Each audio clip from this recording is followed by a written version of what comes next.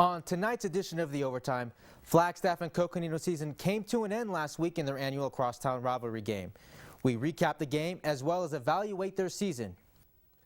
And finally, the men's indoor track and field team made history at the Big Sky Championships. We will give you all the details, all that and more, next up on The Overtime.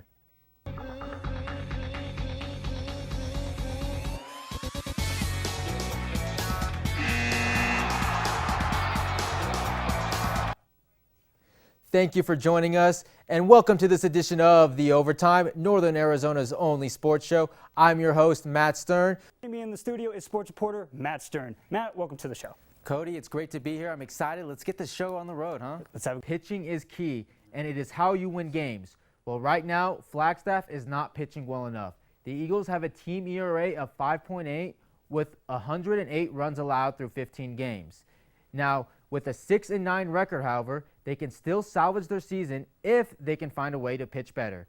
This pitching staff is being held afloat by senior Matt Harbottle, who has a skinny ERA of 1.3 with a 2-run record, including 2 complete games. Hardware. Swim coach Andy Johns won the WAC Swim Coach of the Year for the 3rd straight year, and diving coach Nikki Huffman was named WAC Diving Coach of the Year.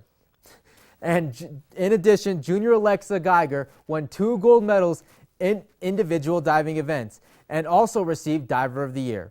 Talk about a great year for the swim and dive team. I expect big things from the Lumberjacks at NCAA Regionals, which begin on Monday.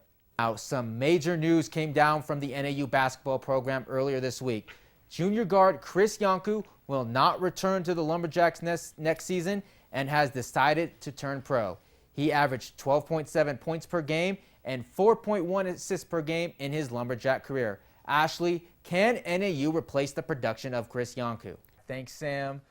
Joining me in the studio today is MPA Athletic Director Mike Elder. Mike, thanks for joining me today. Thanks for having me. All right, I just want to get started off. Now, we're in the spring season. I understand it's one of the most busiest seasons of the year. So I just want to talk about, the state of your athletic program in the spring. Well, right now we've got boys and girls tennis. They're on fire. We've got baseball that's moving up in the state rankings. We've got softball. We've got track and field. Huge roster on that. Blueprint on defeating Eastern Washington for the 2nd straight year.